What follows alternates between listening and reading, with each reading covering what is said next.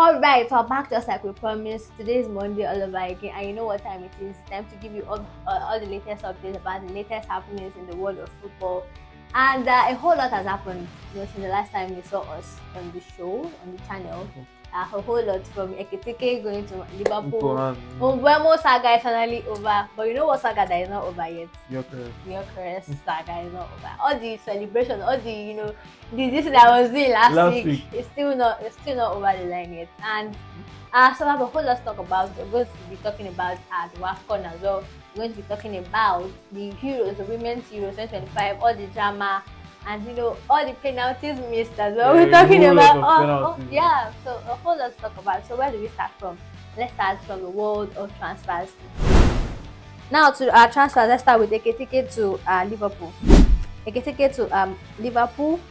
And Liverpool, you just have to give them credit because they've been moving like a big club this summer. They're not known spenders, but they've actually been shocking everybody this time around. And it's a deal worth 90 million euros for the French striker, and I think plus 5 million in add-ons as well. So according to Fabrizio Romano, here we go, it's a done deal. And you just have to look at Liverpool. Liverpool actually got Ekitike, and they got Jeremy Frimpong, Kaikes of former Bournemouth player. So just have to give them credit. The way they've been moving, you will not even know that they actually they're defending champions, because they are so fired up to actually go to the season. Fast. And you look at a whole lot of teams that should be rebuilding and doing a whole lot. Manchester United, just Mbeumo and Cunha. Would that be enough to actually take them to European places next season? I guess only time will tell. Let's start. Let's look at Rashford to Barcelona. Are you happy? How are you feeling about that one? Tell me. I feel I don't know how to feel personally, but probably you're not happy. Yeah, not because when you're saying you don't know what to feel, that means I'm not happy. I'll not say I'm not happy. I'm saying I'm going to probably say okay, yes, for sure. It's clearly a left winger with pedigree coming into the team, over 100 goals, over 50 plus assists. So for sure that's a good one. But definitely I probably wanted a certain Nico Williams to come into the team. For sure he's probably not coming again. And personally I'm happy with the deal. In contrast to the one that the Diaz move and everything, I feel the way better deal. Yeah. He's going to be on loan. And he's willing to take a 15% pay cut. Yeah, he even got his wages. And the buy option is very small, £6 million. So there's not much to complain about. To whine about. If he does very well, the 6 million is not something. But it's a 1 year deal, so it does not work out. Send him back to Manchester United. There's a whole lot of positives there. The only negative is probably he's not going to be here for the next 3, 4, 5 years because he's already, I think it's 27, 28. So already, I think it's 27, 28. So I'm not sure about positives. He's cheap. He covers a whole lot of positions in the forward line. He has pedigree. He has been in Champions League. So yes, why not? Welcome. Yeah. But this is like the driest welcome service I'm seeing. Welcome reception. He's just like welcome. He's welcome. What if he now actually proves everybody wrong? And just let me ask you one question. What if Rashford actually does well at Barcelona, he's the ground running and everything like that, and he scored like, let's say 20 GA?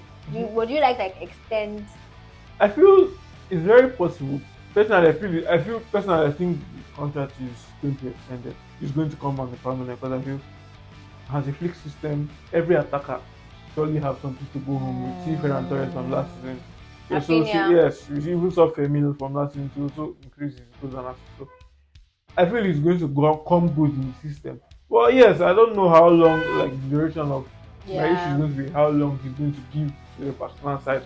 I feel he's a player that has a whole lot to prove. And we even saw him in Villa. I think he had 10 plus goals on assists. So a player that just went there in January. If he now comes a full season, for sure 20 is even too little to ask of him, if you ask me. And so that will take us to Manchester United. Bryan Mbeumo, the longest transfer saga we've seen in a while. Since before the end of the season, the talk has been there, and then finally Fabrizio Romano has given us the here we go, the green light. I think his medical is done already, as per as of today, and everything as per the sources, Fabrizio Romano and David Oyston. Eventually, I don't know why the deal went long for this much, because eventually what Brentford wanted. Because maybe it's the payment structure they were trying to work on. Okay. I never say, but I feel it's a very funny one because Mm. you waited months and months and months until you eventually made the deal Yeah. possible. Then see the same amount that Brentford wanted that he still gave to them. All right. Interesting bargaining. Yeah, so according to Fabrizio Romano, the medical is done and he signed a 5-year deal plus option to extend Yeah. at Manchester United, and it's going to, like, they can now register him and just start So, him. That's actually a good sign. They have Mbeumo, they have yeah. Tony as well. But where Some do of you the think they top should be 10 strengthening? of some goal scorers last season. Of course. So I think this is a striker. Or can they just manage the exit and bring in what other areas do you think they should be strengthening? I feel if Amorim is still going to the style he has gone with since, he's going to probably play them at the two number 10s behind the main striker. So I don't know how that's going to work because Hoyland doesn't look the part the player they signed a few Some years say ago. more of a WWE player, Yeah, he looks like a Brock wrestler. Lesnar from the wrestling everything. Words. So yes, I don't know. I don't know what Amorim wants to go with, but I'm saying if he goes with the 3-4 he has always gone with, he probably going to play him as two number 10s. So you actually need number 9. Or we don't know, maybe exactly is going to be the connector. I mean the connection between all of them. True. And I say, okay, everybody will just be revolving in this particular way.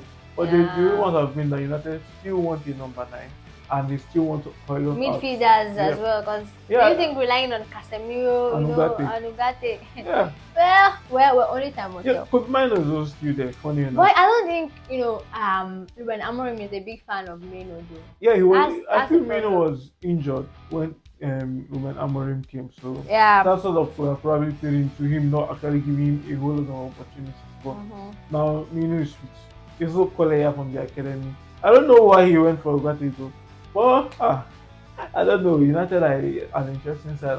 Maybe Bruno drops the part to play more center midfield with him and Mino. I don't know how United, the whole team is going to function, but it's interesting. Yeah, it will be interesting to see. And another, talking about the transfer saga since Viktor Osimhen to Galatasaray. Finally, here we go, and they finally, kind of got the deal that pays both parties. Yeah.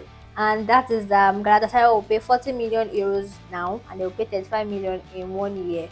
So 10% future profits and also goals and bonuses and everything like that. So in all of this, so I think finally Napoli are finally letting go of Viktor Osimhen. Viktor Osimhen is happy at Galatasaray and everything like that. You're not really happy about the move. I feel not happy. I don't feel it's interesting that way bigger better. club we're in for him. For sure, maybe in the year of going to the Champions League and all that, going back to where he was sort of settled last year, so I also possibly pushed him. But no, I think if bigger clubs are actually gone in for, let's say Arsenal, he would have probably. But the thing is, he probably would have moved, but because we don't know. It went beyond what we see on the pitch. His agent has an issue. I think he should be changing it. I think.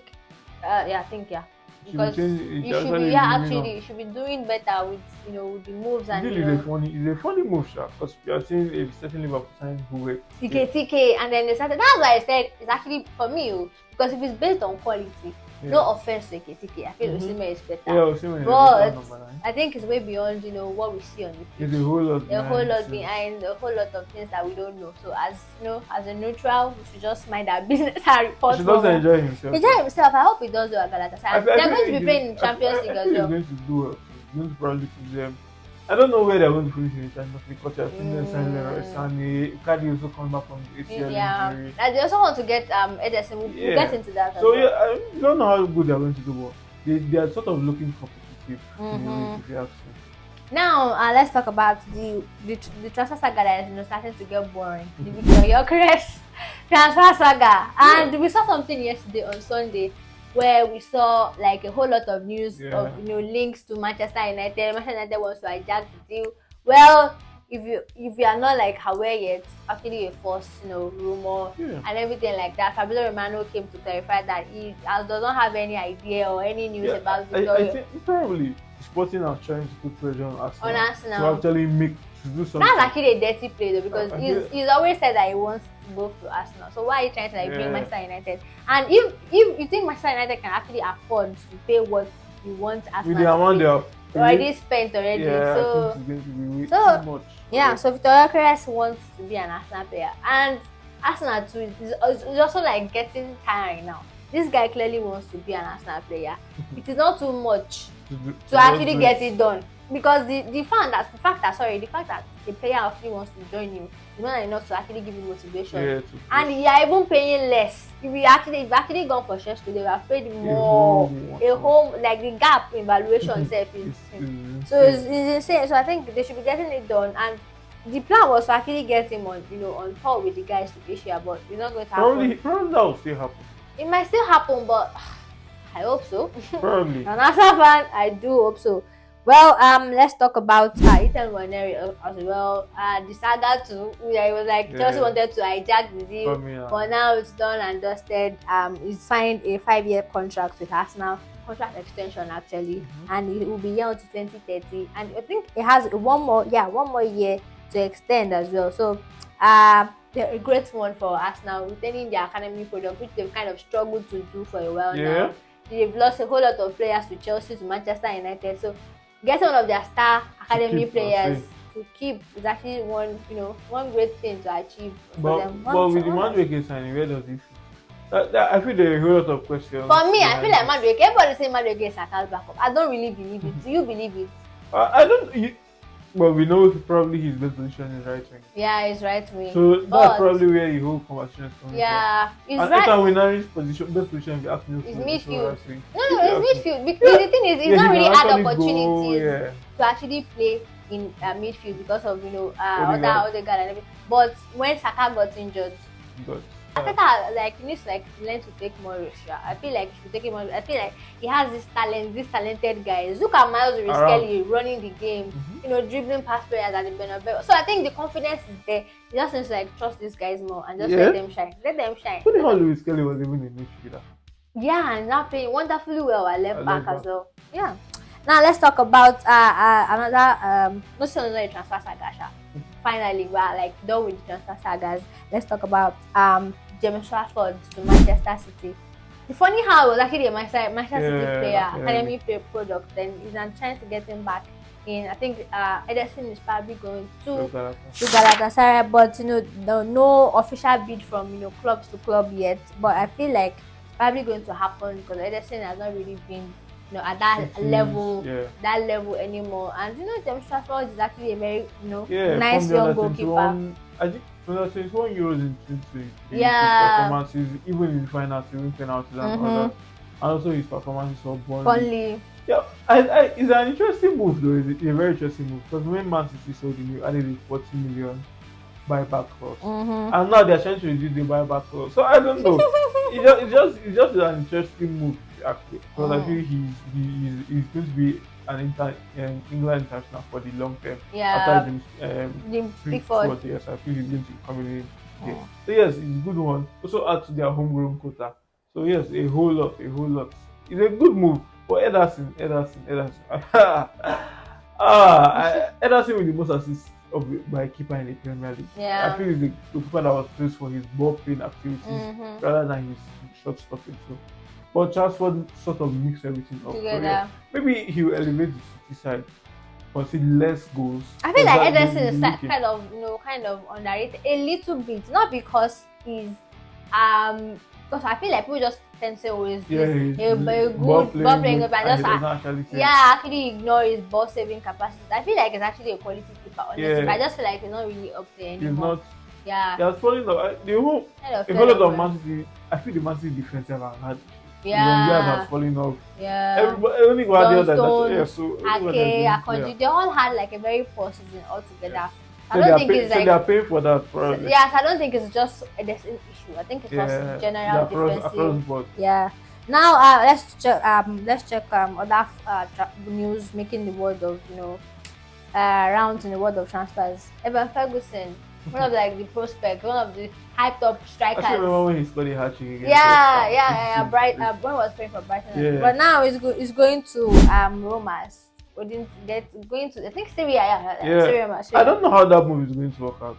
I don't know where he's going to play because Roma have Artem Dodzik as their number 9. I generally don't. It's a loan. Yeah, but right? if you are going on a loan, you're probably saying, okay, I have a chance. Can you imagine? It's a loan deal with a 40 million buy option clause. 40 million.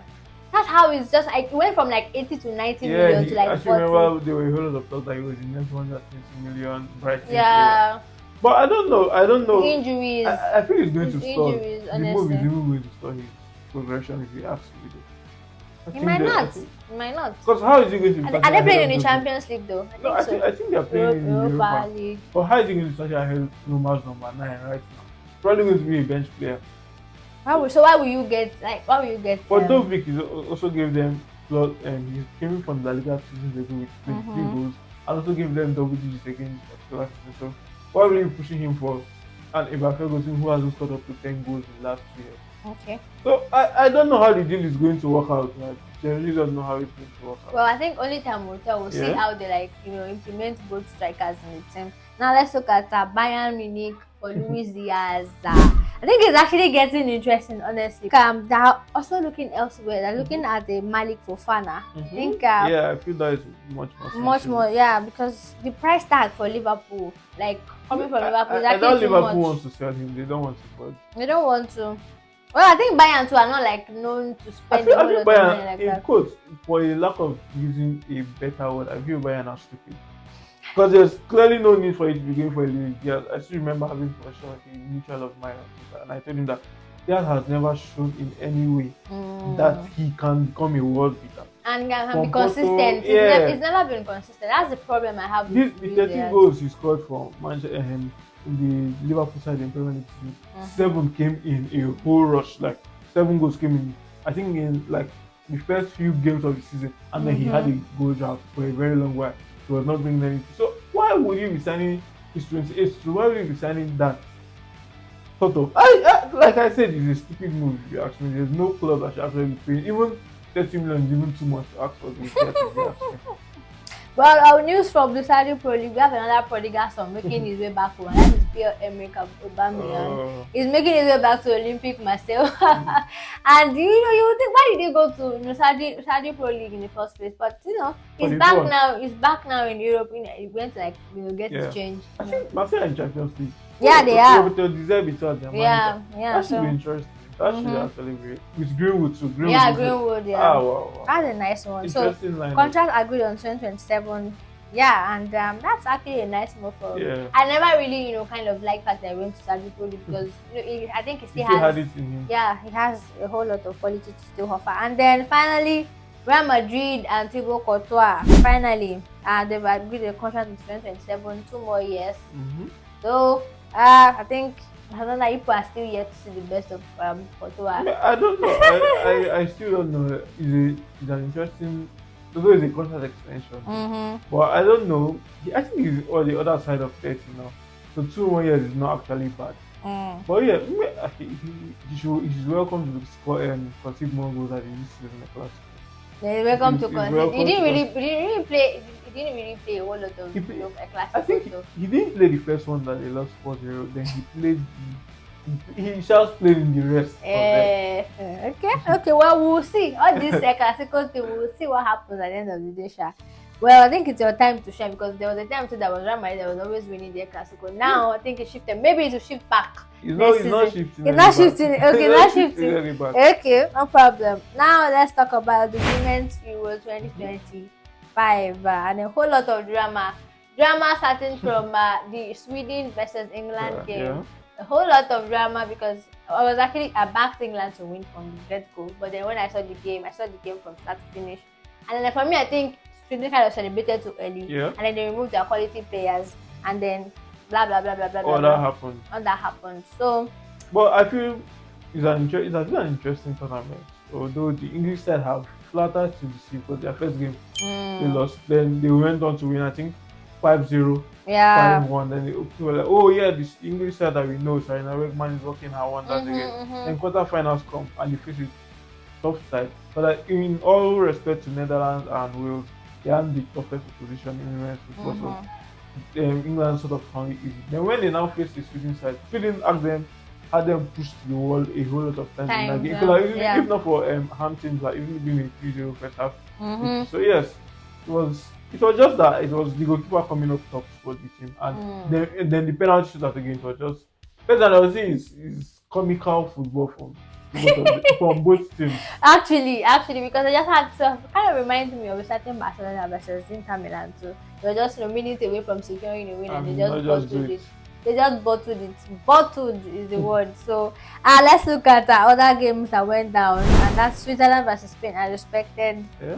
to normal time. Two That's like the only. two penalties missed in that. Yeah, game. that one too, sure. But at the end of the day, Spain emerged victorious, Yeah. and they won 2-0. So I also got a red card as well. Yeah. A whole lot of red cards. France, Germany too. Germany got the red card early in the first half, and that one too actually was actually full of drama and everything like that. It was a very interesting game. Like I said, it's interesting that the women's game is also growing at a very fast rate. Yeah. In the last years, now you see people, a whole lot of fans, a whole lot of guys talking about women's football, this. I feel the WAFCON and the women's Euro has been a good showcase for women's football. I feel like a lot of technicality this thing now, because it was always like very slow, but now but now there's a lot of balls. Quality of like wow. Yeah, some of them were playing like men, especially the Spain national team. They play like guys. Honestly, I think they actually have maybe not as good as, but I feel like they actually have what it takes to actually play against them. And they do well too. Probably where they will lose it is physicality. Yeah, physical part. But when it comes to technicality, I think they're trying to match they're up almost now. on the same level. Yeah, that's cool, honestly. Now, let's talk about the semi-finals, and it's going to be Italy versus England. What's the prediction for this one? Because the next time will come, everything is done and done and everything. I generally can't say. We don't know the England side. Maybe the one that turned up against Netherlands and Wales that will be turning up, or the one that turned up against France in the first game and Sweden in the quarterfinals. Really in the first half of that quarterfinal. Yeah. So yes, but personally I feel the Italian side have given a good showing of themselves in this. That last time they made it to the semi-finals in 1997. Yeah, so that's a long time ago. That's about 28 years. Yeah. So yes, that's a whole long time ago. But I don't know. Like I said, I don't know. I think this match goes to penalties again, because I feel the Italian side are so good defensively. But if they take an early lead, I doubt they're going to surrender it like Sweden. Yeah. And that's why I said the same thing, that if England plays the same way they played against Sweden, they're getting knocked out. Yeah, that first half. That first 25 minutes. They cannot afford to let Italy score first, because they're really solid. Yeah, so really solid defensively, and they've got a clinical captain in front of goal. Yeah, really. And then Germany, Spain. This one is really tough, because I didn't really expect Germany to go this far, honestly. But they have to put respect on their name. They won the tournament the most times. 8 times. Yeah, 8 times already. So it's going to happen. Yeah, I still feel the Spain women are going to eventually. Although I don't know how they are going to. I'm thinking I probably want to see Vicky Lopez in the starting level, but I don't know who is probably going to step up for her. Okay. But I don't know. But I think there's no females that I can actually put on the same pedestal right now as Spanish national. So yes, they're just like above everybody. So who would you like to see like in the final? I think it's going to be I don't want to see Italy Spain again, because we have seen that already, and Spain 1-3-1. Yeah. I would love to see England Spain. I'm actually because of the banter too. Yeah. Because defending champions, and then the British hype. Yes, let's see. The talk on Twitter is also going to be a whole lot. So yeah. people are going to be saying, England. Also, maybe a repeat of the last Euros final for the men too. Yeah. Okay. So I guess that's that. Let's talk about our very own WAFCON and the Super Falcons of Nigeria with a statement win over Zambia. We both sat here and we're like, oh, if they played like the way they've been playing, they did the exact opposite. The quality balls, the aerial duels. Just have to like give them like credit and accolades, because they really deserve to actually win that game. And to actually be a 5-star performance, and to keep the likes of Baba Banda and Rachel Kudinaji quiet, and the way they've been talking tough that Super Eagles are not scared of them. I even say she wanted to score against Nigeria. Yeah, and then look at that. They got humbled. They got put respect on Nigeria's name, I beg. And just have to give them, a round of applause. They actually did well. For me, we will not fight for Super Falcons of Nigeria.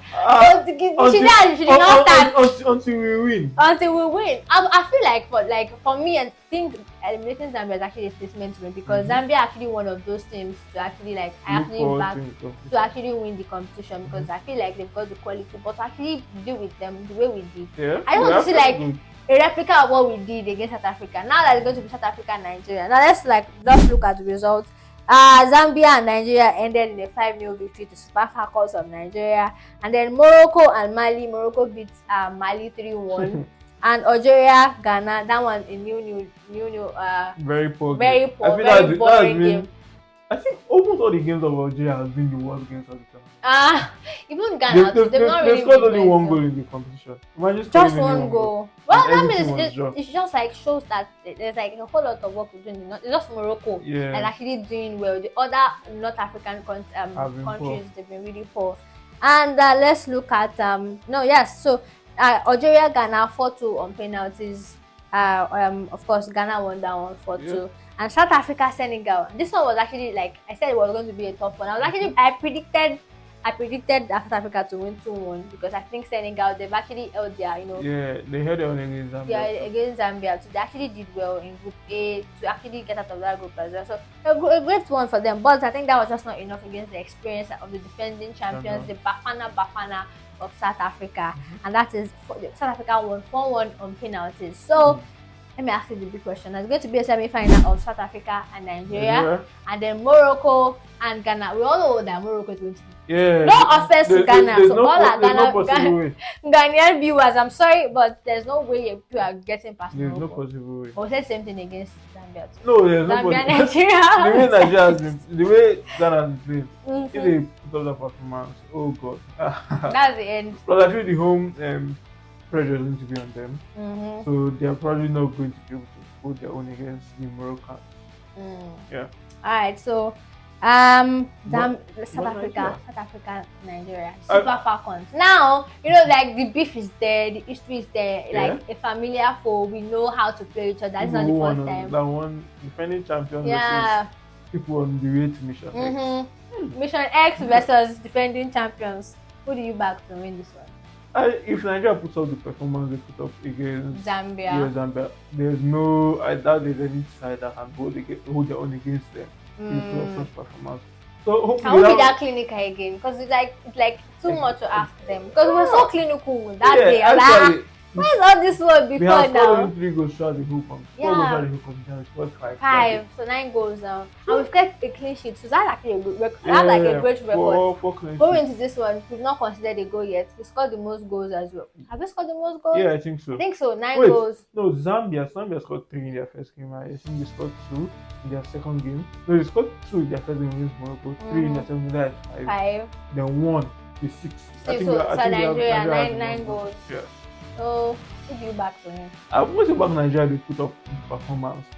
Which one is if? Which one? Who do you want to see in the final? Because football can be very interesting. It's actually hard to predict. I don't really like predicting football. And Nigeria does not perform there. Like, but no, I don't know. I don't like Nigeria was not giving chance against Zambia. So I don't know. That probably played into their mind, but now they are giving much of a chance against South Africa. They're not coming to the game as underdogs. They are the big dogs. They want to come and take over. What? So maybe that could South Africa now bring up a surprise too. But I don't know. The thing is actually it's not like there's no underrated like